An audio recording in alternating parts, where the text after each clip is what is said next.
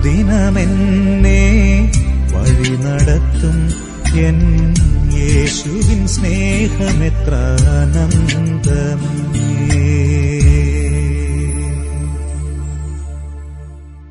ദൈവത്തിൻ്റെ കൃപാവരങ്ങളും മനുഷ്യൻ്റെ നാച്ചുറൽ താലന്തുകൾ എന്ന് പറയുമല്ലോ. It's not gifts, it is talents എന്ന് പറയുമ്പോഴത്തേക്ക് ഒരു ഹ്യൂമൻ വേയിൽ നമുക്കുള്ള ചില കഴിവുകളുണ്ട്, അതെല്ലാവർക്കും ഉണ്ട്. ചില കൃപാവരങ്ങളും ചില താലന്തുകളും നമുക്ക് വേർതിരിച്ചറിയാനായിട്ട് ബുദ്ധിമുട്ടുണ്ട്. കാര്യം ഇപ്പം വിശ്വാസം, അതല്ലെങ്കിൽ ഗിവിങ് ഒരു ഗിഫ്റ്റുമാണ്. എന്നാൽ ഗിഫ്റ്റുള്ള മാത്രമാണ് കൊടുക്കുന്നത്, അല്ലാത്തൊരു ചിലപ്പോൾ അതിനേക്കാളും കൂടുതൽ കൊടുക്കുന്നത് നമ്മൾ കണ്ടിട്ടില്ലേ? നമ്മുടെ വിശ്വാസികൾ കൊടുക്കുന്നതിനേക്കാളും കൂടുതൽ കൊടുക്കുന്ന, വിശ്വാസികൾ കരുണ കാണിക്കുന്നതിനേക്കാൾ കൂടുതൽ കരുണ കാണിക്കുന്ന ആളുകളൊക്കെ ഉണ്ടല്ലോ, ഇല്ലേ? അപ്പം ഇവിടെ നമുക്ക് പറ്റുന്നൊരു പ്രശ്നം, ഒരാൾ കരുണ കാണിക്കുമ്പോൾ അത് ശരിക്കും എൻ്റെ ഹ്യൂമൻ ഇതിനകത്ത് നിന്നാണോ അതോ ദൈവത്തിൻ്റെ ഒരു കൃപാവരം എന്ന നിലയിലാണോ നമ്മളിത് കാണിക്കുന്നതെന്ന് പലപ്പോഴും വേർതിരിച്ചറിയാനായിട്ട് ബുദ്ധിമുട്ടുണ്ട്. എന്നാൽ ഒരു കാര്യം മനസ്സിലാക്കണം, വേർതിരിച്ചറിയാൻ ബുദ്ധിമുട്ടുണ്ട്. ആ ബുദ്ധിമുട്ട് നമുക്ക് മാറ്റാനൊന്നും പറ്റത്തില്ല, പെട്ടെന്നൊന്നും മാറ്റാൻ പറ്റത്തില്ല. ഇതിനകത്ത് താലന്തുകളെയും കൃപാവരങ്ങളെയും തമ്മിൽ ആ വ്യത്യസ്തത എന്താണെന്ന് നമ്മൾ ഗ്രഹിക്കണം. താലന്തുകൾ എന്ന് പറയുന്നത് എല്ലാവർക്കും ഉള്ളതാണ്. It is not just for believers. വിശ്വാസികൾക്ക് മാത്രമുള്ളതല്ല, എല്ലാവർക്കും ഉള്ളതാണ്. അത് കൊടുക്കുന്നതാരാ? അത് കൊടുക്കുന്ന ദൈവം തന്നെയാണ്. എന്തുകൊണ്ട്? കാര്യം എല്ലാവരും ദൈവത്തിൻ്റെ സൃഷ്ടിയാണ്. സൃഷ്ടി എന്ന നിലയിൽ ഒരു മനുഷ്യന് കൊടുക്കുന്ന എബിലിറ്റീസാണ് ശരിക്കും പറഞ്ഞു കഴിഞ്ഞാൽ എന്ത്? താലന്തുകൾ എന്ന് പറയുന്നത്. അത് വിശ്വാസിക്കും കിട്ടും, അവിശ്വാസിക്കും കിട്ടും. എന്നാൽ കൃപാവരങ്ങൾ എന്ന് പറയുന്നത് ആരാ തരുന്നത്? അതും ദൈവമാണ് തരുന്നത്. പക്ഷേ കൃപാവരങ്ങൾ എല്ലാവർക്കുമായി കൊടുക്കുന്നതല്ല, പ്രത്യുത ദൈവത്തിൻ്റെ മക്കളായ ആളുകൾക്ക് കൊടുക്കുന്നതാണ്. മനുഷ്യൻ ദൈവ സൃഷ്ടി ആയതുകൊണ്ട് സൃഷ്ടാവെന്ന നിലയിൽ എല്ലാവർക്കും ദൈവമായിട്ട് നല്ല ബന്ധമുണ്ട്, അല്ലെങ്കിൽ ബേസിക്കലി സൃഷ്ടാവെന്ന നിലയിലുള്ള ബന്ധമുണ്ട്. എന്നാൽ വീണ്ടും ജനിക്കുമ്പോൾ ഞാൻ ദൈവം എൻ്റെ സൃഷ്ടാവ് മാത്രമല്ല, ദൈവം എൻ്റെ പിതാവും കൂടെ ആവുകയാണ്. സൃഷ്ടി എന്ന് പറയുന്നത് അത്ര മോശം കാര്യമൊന്നുമല്ല. കാരണം എന്താണെന്ന് വെച്ച് കഴിഞ്ഞാൽ ദൈവം മനുഷ്യനെ സൃഷ്ടിച്ചത് അവൻ്റെ സ്വരൂപത്തിലും സാദൃശ്യത്തിലുമാണ്. അതുകൊണ്ട് മനുഷ്യനിൽ ഒരു മനുഷ്യ നന്മയുണ്ട്. ദൈവം സൃഷ്ടിച്ചപ്പോൾ തന്നെ മനുഷ്യൻ എന്തുണ്ട്? ഒരു നന്മയുണ്ട്. അതുകൊണ്ട് ഒരു ഹ്യൂമൻ ഗുഡ്നെസ്, മാനുഷികമായ ഒരു നന്മ പല മനുഷ്യരിലുമുണ്ട്. ചില മനുഷ്യർ വളരെ നല്ല ഹ്യൂമൻസാണ്, they are very good humans. എന്നാൽ ചില മനുഷ്യർ വിക്കഡ് ആയിട്ടുള്ളവരുമുണ്ട്. നല്ല മനുഷ്യരുമുണ്ട്, വിക്കഡ് ആയിട്ടുള്ളവരുണ്ട്. അത് കണ്ടുകൊണ്ട് ഒരാൾ ദൈവത്തിൽ നിന്നാണോ അല്ലയോ എന്നുള്ളത് നമുക്ക് മനസ്സിലാക്കാനായിട്ട് പറ്റത്തില്ല. എന്നാൽ ഈ മനുഷ്യൻ എത്ര നന്നായിട്ട് പരിശ്രമിച്ചാലും, ഒരു സൃഷ്ടി എന്ന നിലയിൽ ഒരു മനുഷ്യൻ എത്ര നന്നാകാൻ പരിശ്രമിച്ചാലും അവന് മാക്സിമം ആകാൻ കഴിയുന്നത് ഒരു ബെസ്റ്റ് ഹ്യൂമനാണ്. അവനൊരിക്കലും ഡിവൈൻ ആകാനായിട്ട് പറ്റത്തില്ല. എത്ര പരിശ്രമിച്ചാലും അവൻ ഹ്യൂമനേ ആകത്തുള്ളൂ. അതിനകത്ത് ഗുഡ് ഹ്യൂമൻ ഉണ്ട്, ബാഡ് ഹ്യൂമൻ ഉണ്ട്, ബെസ്റ്റ് ഹ്യൂമൻ ആയിക്കോട്ടെ. പക്ഷേ കൃപാവരങ്ങൾ എന്ന് പറയുമ്പോഴത്തേക്ക് ഹ്യൂമൻ അല്ല, ഇറ്റ് ഈസ് ഡിവൈൻ. ഞാൻ ഭൂമിയിൽ ജനിക്കുമ്പോൾ, ആദാമിൽ നിന്ന് ജനിക്കുമ്പോൾ ഞാൻ ഹ്യൂമനാണ്. എന്നാൽ വീണ്ടും ജനിക്കുമ്പോൾ വീണ്ടും ജനിച്ച പുതിയ സൃഷ്ടി ഹ്യൂമൻ അല്ല, ഇറ്റ് ഈസ് ഡിവൈൻ.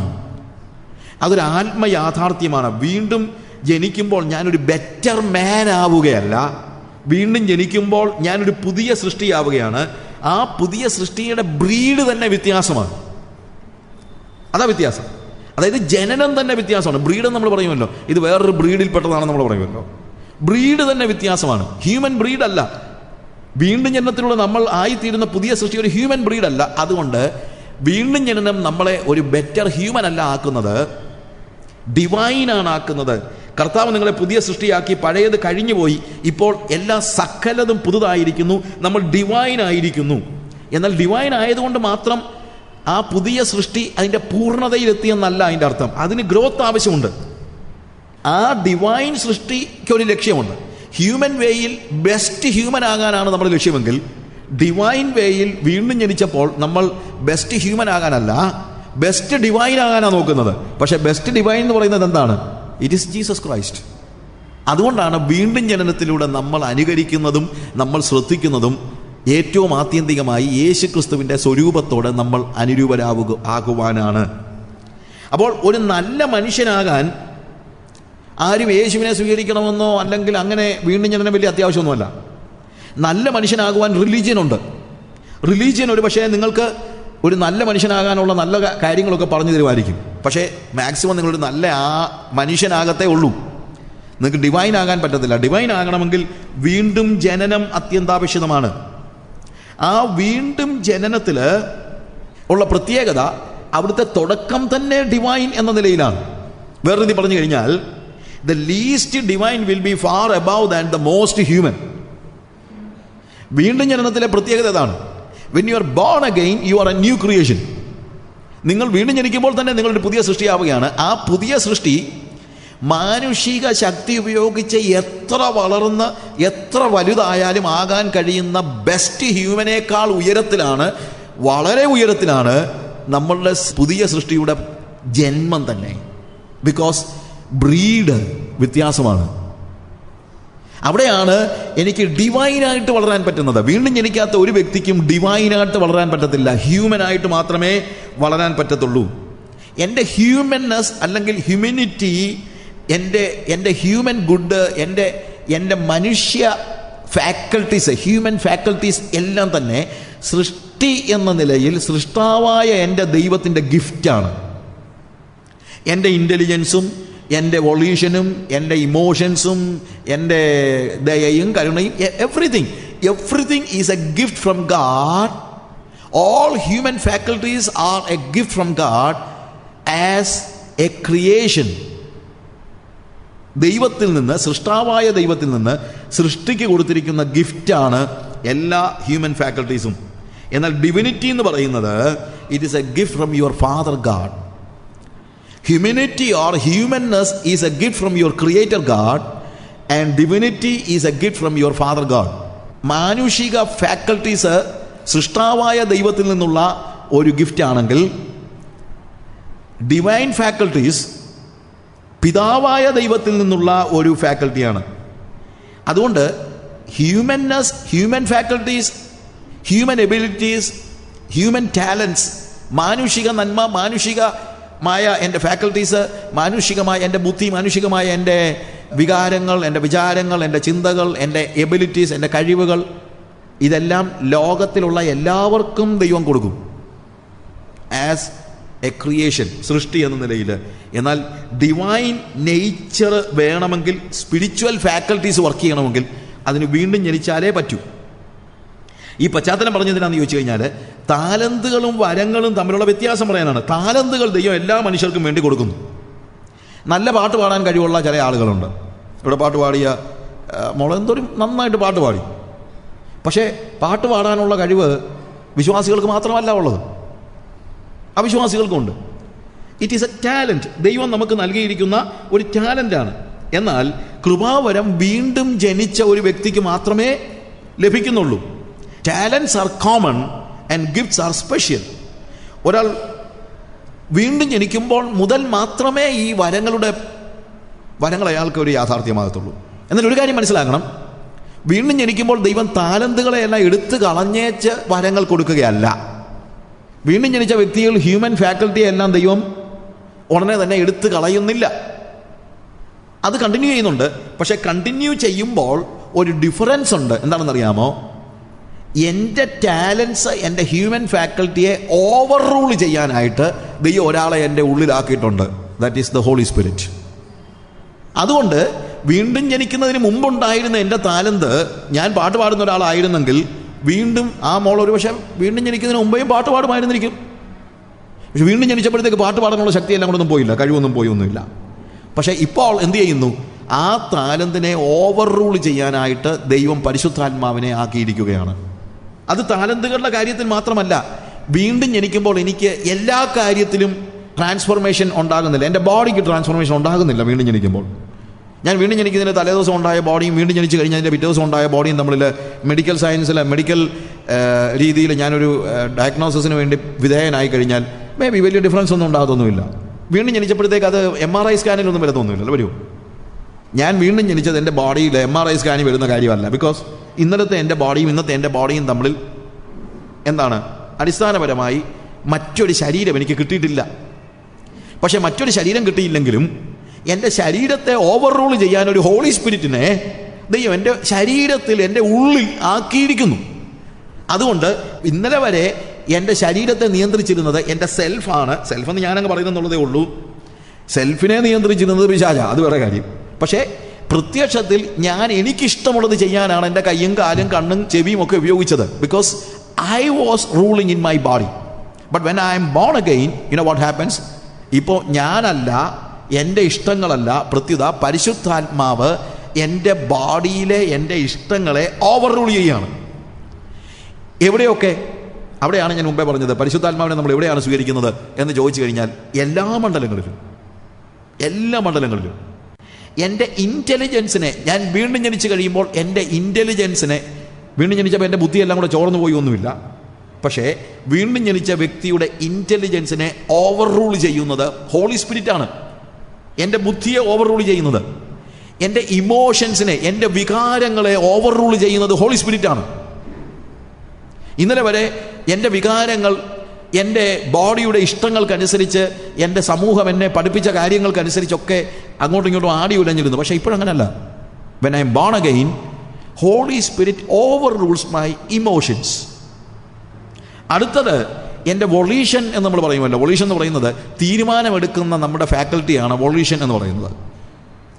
ആ തീരുമാനമെടുക്കുന്ന ഫാക്കൽറ്റിയെ ഇന്നലെ വരെ റൂൾ ചെയ്തിരുന്നത് ഒരു പക്ഷേ എൻ്റെ ബുദ്ധിയായിരിക്കാം, അല്ലെങ്കിൽ എൻ്റെ ടീച്ചിങ് എനിക്ക് കിട്ടിയിട്ടുള്ള പശ്ചാത്തലത്തിൽ നിന്നുള്ള കാര്യങ്ങളായിരിക്കാം, അല്ലെങ്കിൽ എൻ്റെ ബോഡി ആയിരിക്കാം, പല കാര്യങ്ങളായിരിക്കാം. പക്ഷേ ഇപ്പോൾ എൻ്റെ വൊളീഷൻ, എൻ്റെ ഏത് തീരുമാനത്തെയും ആരെ ഓവർ റൂൾ ചെയ്യുന്നു? ഹോളി സ്പിരിറ്റ് ഓവർ റൂൾ ചെയ്യുന്നു. നമ്മുടെ യുക്തി, നമ്മുടെ ബുദ്ധി, നമ്മുടെ വികാരങ്ങൾ, തീരുമാനമെടുക്കാനുള്ള കഴിവ്, ഇതെല്ലാം ഇപ്പോൾ ഹോളി സ്പിരിറ്റ് ഓവർ റൂൾ ചെയ്യുന്നു. ഇതുപോലെ എൻ്റെ താലന്തുകൾ തുടരുന്നുണ്ടെങ്കിലും, രക്ഷിക്കപ്പെടുന്നതിന് മുമ്പുള്ള എൻ്റെ താലന്തുകൾ, ഞാൻ വീണ്ടും ജനിക്കുന്ന മുമ്പുള്ള എൻ്റെ താലന്തുകൾ ഇപ്പോഴും തുടരുന്നുണ്ടെങ്കിലും അതിനെ പരിശുദ്ധാത്മാവ് ഓവർ റൂൾ ചെയ്യുന്നത് നമ്മൾ തിരിച്ചറിയണം, ഓവർ റൂൾ ചെയ്യണം. ദാനിയേലിൻ്റെ കാര്യം എടുക്കുക. Daniel was basically A vice മാൻ. അതുകൊണ്ടാണല്ലോ രാജസന്നിധിയിൽ ശുശ്രൂഷിപ്പാൻ, അല്ലെങ്കിൽ ഭരണകാര്യങ്ങളിൽ ഇടപെടുവാൻ കഴിവുള്ളവരായ, കുലീനന്മാരായ, ബുദ്ധിയുള്ള, അംഗവൈകല്യമില്ലാത്ത രാജ കുടുംബത്തിൽപ്പെട്ട നോബിൾ ഫാമിലീസിൽ നിന്നുള്ള ആളുകളെ തിരഞ്ഞെടുക്കപ്പെട്ട കൂട്ടത്തിലാണ് ദാനിയേലും കൂടെ എങ്ങോട്ട് പോകുന്നത്? ബാബിലോണിലേക്ക് പോകുന്നത്. അതിൻ്റെ അർത്ഥം, ബാബിലോണിൽ പോകുന്നതിന് മുമ്പ് തന്നെ എബ്രായ നിലയിൽ ദാനിയേൽ ഒരു വൈസ് മാൻ ആയിരുന്നു, even though he was young. അല്ലാതെ ബാലന്മാരെന്ന് നമ്മൾ മലയാളത്തിൽ ഉപയോഗിക്കുമ്പോഴത്തേക്ക് don't think that he was 5 years old, അങ്ങനെയൊന്നും അല്ല അതിൻ്റെ അർത്ഥം.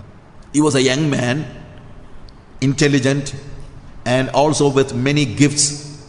അങ്ങനെയുള്ള, അല്ലെങ്കിൽ ടാലൻസ്, പല താലന്തുകളുള്ള, ഭരണപരമായ താലന്തുകൾ പോലുമുള്ള, അല്ലെങ്കിൽ എബ്രായ പശ്ചാത്തലത്തിൽ, യഹൂദ പശ്ചാത്തലത്തിൽ വളരെ കഴിവുകളുള്ള ഒരു വ്യക്തിയായിരുന്നു ദാനിയേൽ.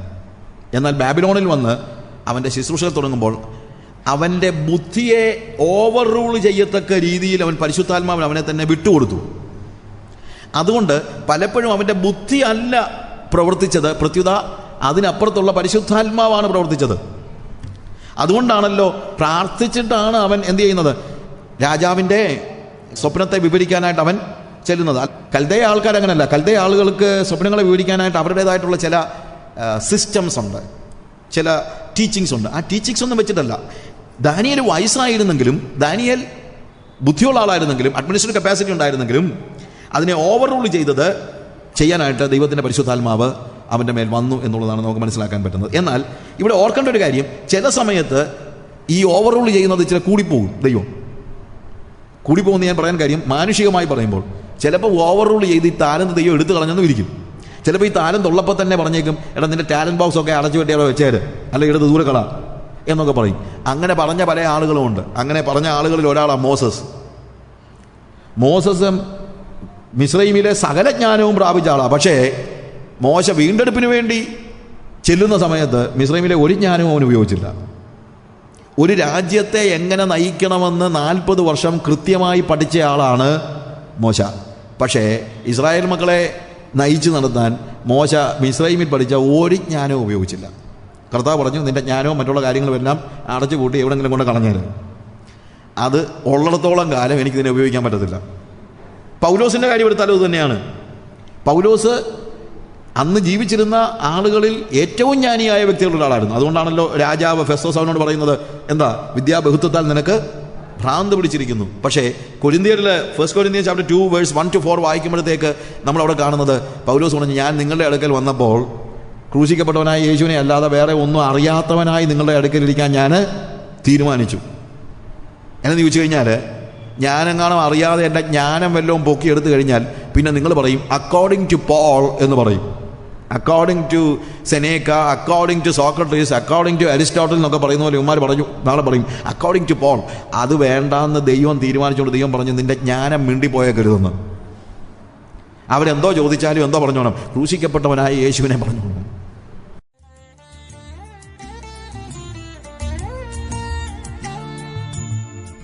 അനുദിനമെന്നെ വഴി നടത്തും എൻ യേശുവിൻ സ്നേഹമെത്ര ആനന്ദമേ. അനുദിനമെന്നെ വഴി നടത്തും എൻ യേശുവിൻ സ്നേഹമെത്ര ആനന്ദമേ. വീഴാതെ തന്റെ കരങ്ങളിൽ താങ്ങുമെൻ യേശുവിൻ സ്നേഹമെത്ര അഗാധമേ. യേശുവിൻ സ്നേഹമെത്ര അഗാധമേ. അനുദിനമെന്നെ വഴി നടത്തും എൻ യേശുവിൻ സ്നേഹമെത്ര ആനന്ദമേ.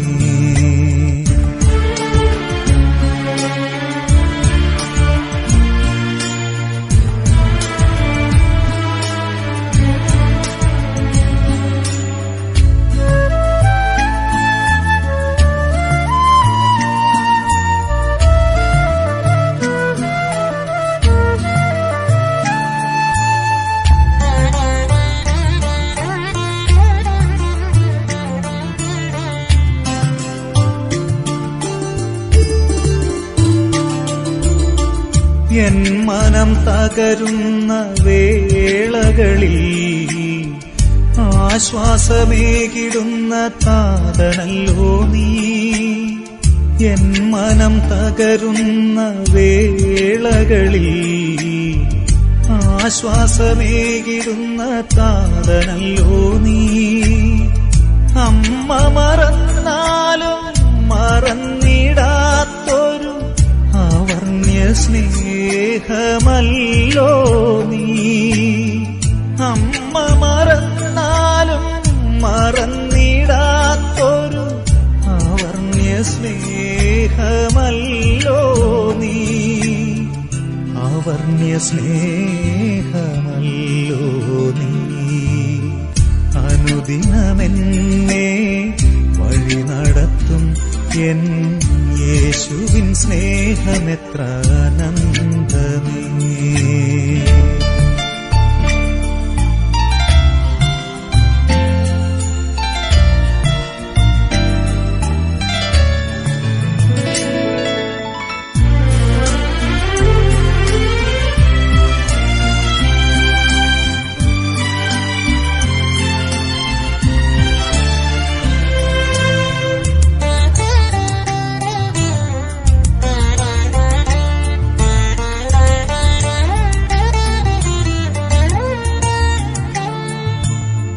രോഗത്താൽ വലയുന്ന വേളകളിൽ സൗഖ്യമേകുന്ന റാഫയല്ലോ നീ.